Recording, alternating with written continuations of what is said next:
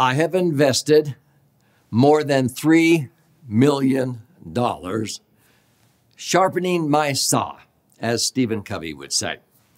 In this video episode, I'm going to share the third of many secrets in this particular series, Doug Andrew Secrets.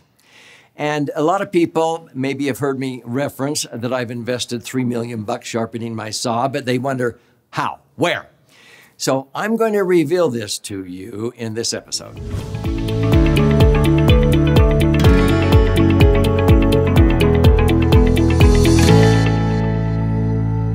So again, I'm Doug Andrew, and I've been helping people optimize assets and minimize taxes as a financial strategist and retirement planning specialist now for nearly 5 decades.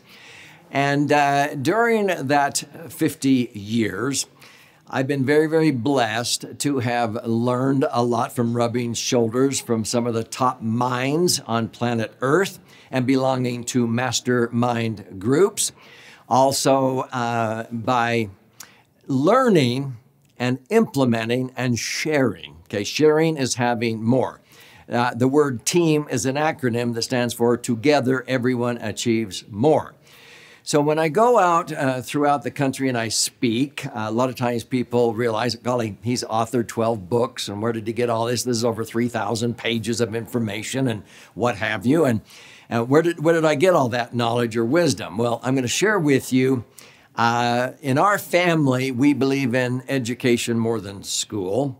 I think we should go to school to get certain background experience and knowledge, but I actually have learned far more from out of the classroom in the real world. And I'm going to share with you in this episode some of the groups, mastermind groups that I belong to, where I have invested the bulk of that $3 million. It was not getting, a PhD or an MBA or anything like that. In fact, out of that $3 million, a very, very small amount of money went towards my college education. The bulk of my education came from mastermind groups, okay?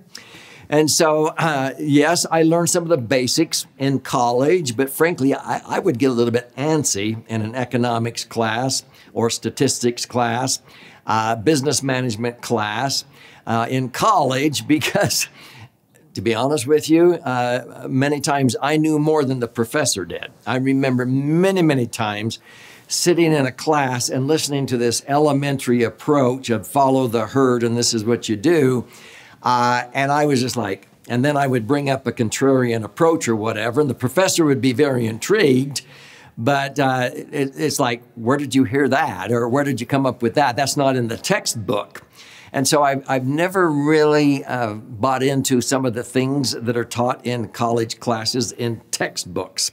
I actually have learned far more from the mega wealthy people who actually many times do exactly the opposite of what they tell you to do in a textbook or an accounting class or a financial planning class, financial literacy, okay? It's sort of like when Ross Perot one time was invited to come and speak to the graduating class at Harvard. They never invited him back again. Why?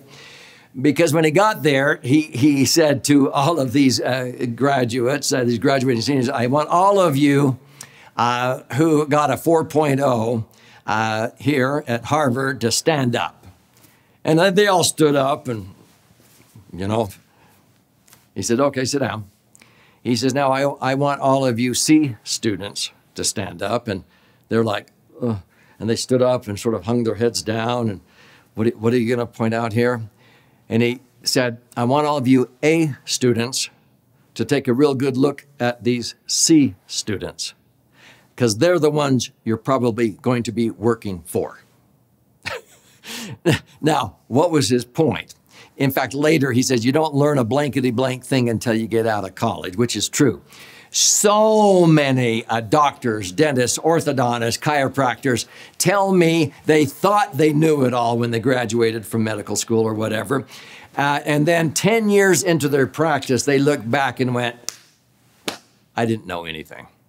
In fact, I had to unlearn. In fact, a lot of times when I would have business people come and apply for a job at our firm, if they told me they had an MBA, I thought, oh dear, don't tell me that.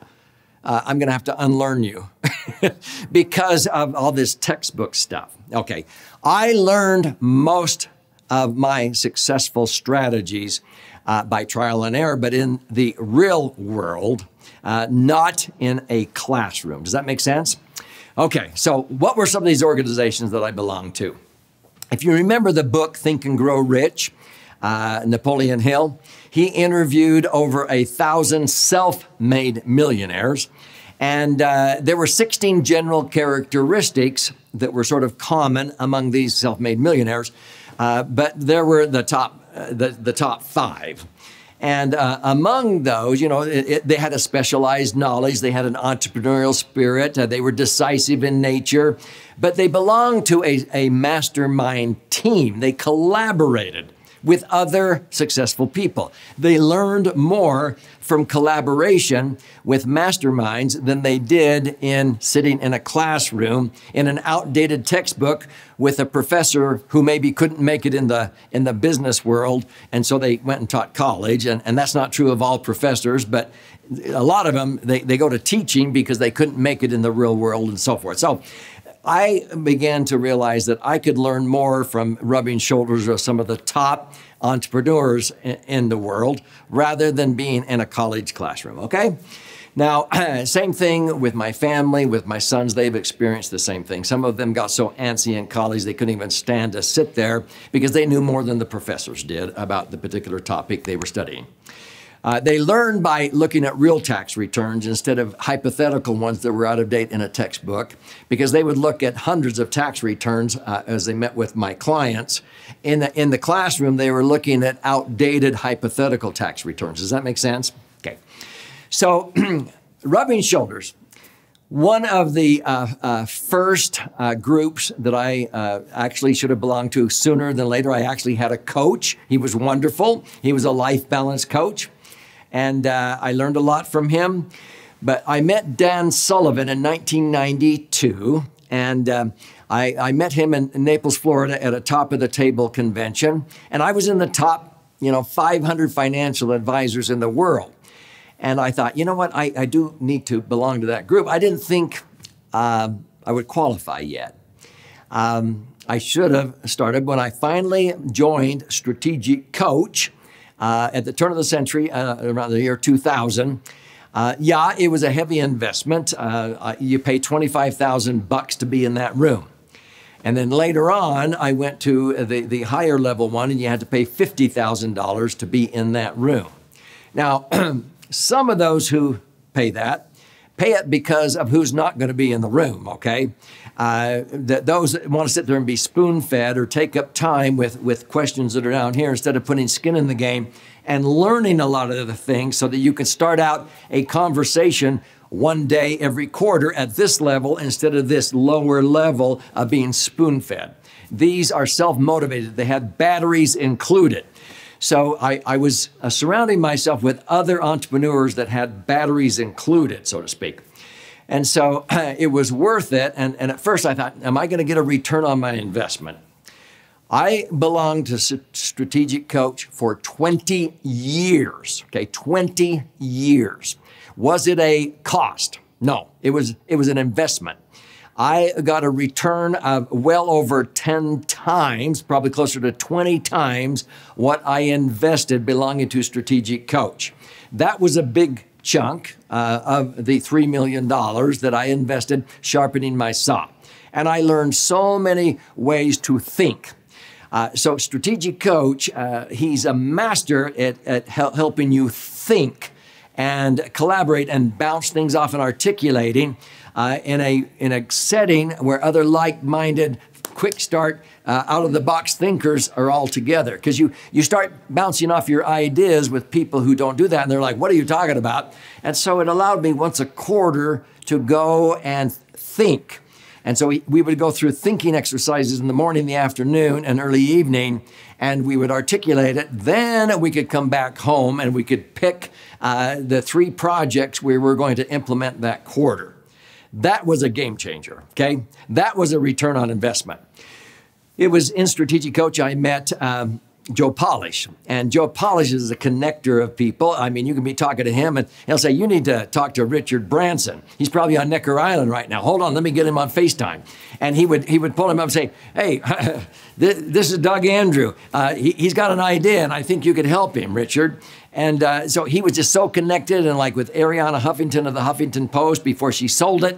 And he got me talking to her and all kinds of other people. That's called the Genius Network, but it was originally called 25K because you had to pay $25,000 to be in that room, okay?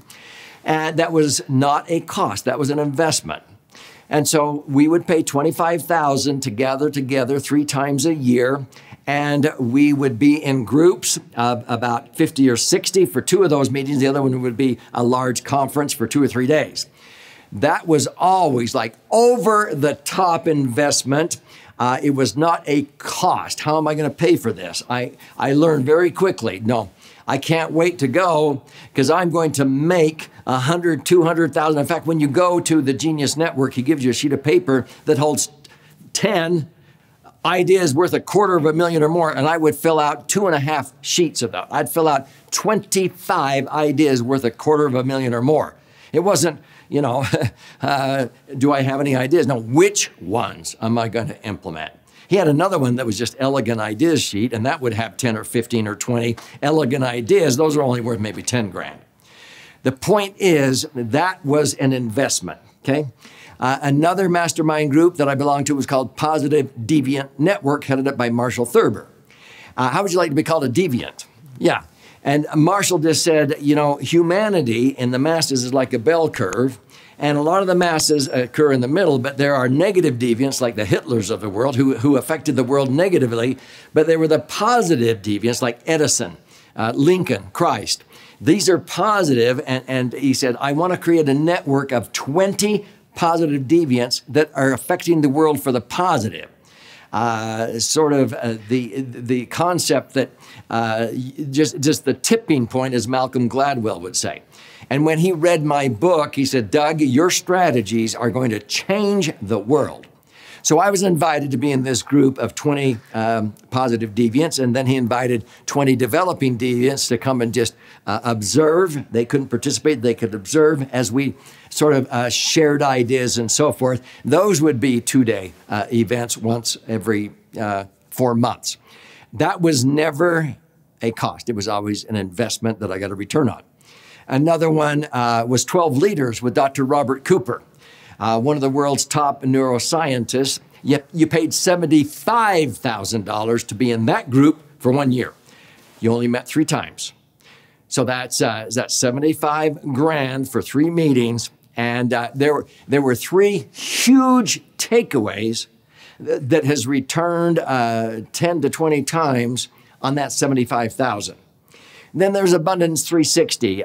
Sometimes people talk about, well, how's Vistage? Vistage is a good place to start. There's one here locally called Brilliant Minds Group.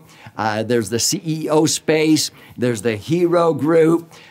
These are all different mastermind groups. The point is this. When I began to realize that belonging to a group of other like-minded people that you could collaborate with, it was not a cost. It was an investment. On the $3 million plus that I've invested in my career, sharpening my saw, I would estimate my return has been well over $100 million. Okay? Pretty good return, right? So let me just say this, have a lifetime learning commitment. That spells LLC. We have LLCs in our family. People think I'm talking about limited liability companies. In our family, LLC means a lifetime learning commitment. Never stop learning. Now, if this is resonating with you, and if you're a business owner, you ought to get a free copy of my book called The 10 Keys Transformation. You will learn a lot about that. You can go to free10keysbook.com. If you want to, as a member of the general public, learn about asset optimization, I want to gift you a copy of this book. It's called The Laser Fund. It's actually 2 books in one. This side is about 200 pages, 14 chapters with all the charts and graphs. You flip it over to this side. This is for the right brain learner. About 100 pages, 12 chapters with 62 chicken soup for the financial soul stories. You can use your whole brain and read both books, but you simply go to laserfund.com, laserfund.com, or click on the link below. You contribute a nominal amount towards the shipping and handling. You put some skin in the game. I'll cover the rest of the cost of the shipping and handling. I'll pay for the book. I'll fire out a hard copy to you. It'll come priority mail. And there's options there to listen and learn, watch and learn, but check out some of the educational webinars we teach. And you can even schedule a time to talk to some of the top creme de la creme financial advisors in the entire country by plugging in and putting a slot in their calendar if you would like. But this is about you and your brighter future. And now you know the third secret about Doug Andrew and why I have invested over $3 million. And it was not in college. It was when I got out of school.